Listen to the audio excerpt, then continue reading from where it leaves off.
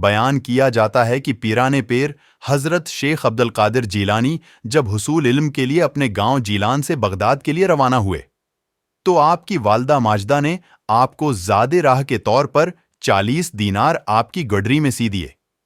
چلتے وقت اپنے لختے جگر کو نصیحت کی کہ بیٹا خواہ کیسی ہی مصیبت اور برے حالات تمہیں پیش آئیں، سچ کا دامن ہاتھ سے نہ چھوڑنا اور جھوٹ کے نزدیک بھی نہ جانا، کیونکہ راست گوئی 1000 عبادتوں کی ایک عبادت ہے۔ سعادت مند فرزند نے عرض کی کہ اے والدہ، میں صدقے دل سے یہ عہد کرتا ہوں کہ آپ کی نصیحت پر ہمیشہ عمل کروں گا۔ گھر سے رخصت ہو کر آپ بغداد والے ایک قافلے میں شامل ہو گئے، کیونکہ اس دور میں طویل بیابانی راستوں میں تنہا سفر کرنا ممکن نہ تھا۔ اثناء سفر میں ہمدان سے کچھ آگے قزاقوں کے ایک جتھے نے قافلے پر چھاپا مارا اور اہل قافلہ کا سب مال و اسباب لوٹ کر تقسیم کے لیے ایک جگہ جمع کر دیا۔ حضرت شیخ عبد القادر جیلانی ایک طرف چپ چاپ یہ دردناک نظارہ دیکھ رہے تھے کہ ایک ڈاکو آپ کی طرف بڑھا اور پوچھا، کیوں میاں تمہارے پاس بھی کچھ ہے؟ آپ نے فرمایا، ہاں میرے پاس 40 دینار ہے۔ ڈاکو کو آپ کی بات پر یقین نہ آیا اور وہ آپ کی ہنسی اڑاتا ہوا آگے بڑھ گیا۔ اتنے میں ایک دوسرا قزاق آپ کی طرف آیا اور آپ سے وہی سوال کیا۔ آپ نے اسے بھی یہی جواب دیا کہ میرے پاس 40 دینار ہیں۔ آپ کی غریبانہ حالت کو دیکھ کر دوسرے ڈاکو نے بھی آپ کی بات ہنسی میں اڑا دی۔ ہوتے ہوتے یہ بات ڈاکوؤں میں پھیل گئی اور ان کے سردار احمد بدوی کے کانوں میں بھی یہ بات جا پہنچی۔ اس نے حکم دیا کہ اس لڑکے کو میرے پاس لاؤ۔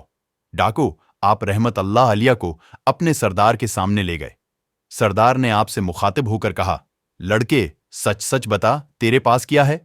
حضرت نے بلا خوف اس بات کا جواب دیا، میں پہلے بھی تیرے 2 ساتھیوں کو یہ بتا چکا ہوں کہ میرے پاس 40 دینار ہیں۔ اس نے پوچھا، اچھا کہاں ہیں؟ حضرت نے فرمایا، میری بغل کے نیچے گدڑی میں سلے ہوئے ہیں۔ سردار نے ایک ڈاکو کو حکم دیا کہ اس لڑکے کی تلاشی لو۔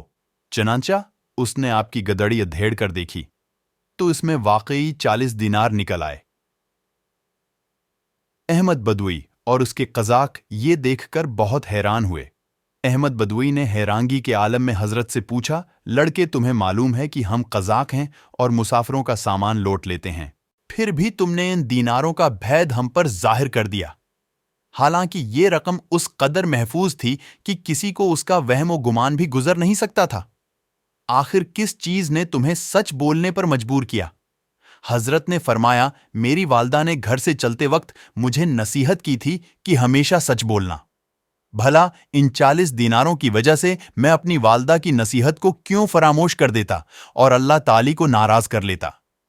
حضرت کے الفاظ سن کر بدوی بے حد متاثر ہوا اور اسی وقت اس پر رقت طاری ہو گئی۔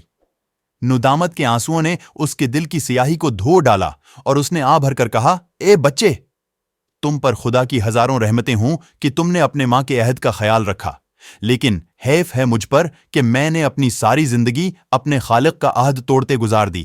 اے بچے، تم نے مجھے ہدایت کی راہ دکھا دی، اب میں رہتی زندگی تک کبھی کسی کو تکلیف نہیں پہنچاؤں گا۔ یہ کہہ کر وہ حضرت کے قدموں پر گر پڑا اور رہزنی کے پیشے سے تائب ہو گیا۔ اس کے ساتھیوں نے جب یہ منظر دیکھا تو سب بے یک زبان پکار اٹھے کہ اے سردار، ہم بھی اس برے پیشے سے توبہ کرتے ہیں۔ تو رہزنی میں بھی ہمارا قائد تھا اور توبہ میں بھی ہمارا پیش رو ہے۔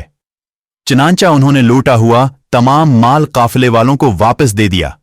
واقعہ سے ہمیں یہ سبق ملتا ہے کہ سچ ہے کہ ماں کی گود بچے کے لیے پہلا مدرسہ ہوتی ہے، یعنی پہلی تربیت گاہ ہوتی ہے۔ چنانچہ اگر ماں بچپن میں ہی بچے کی اخلاقی تربیت کرے تو کوئی بیت نہیں کہ وہ آگے چل کر شیخ عبد القادر جیلانی بنے۔ اللہ تعالی ہمیں عمل کرنے کی توفیق عطا فرمائے۔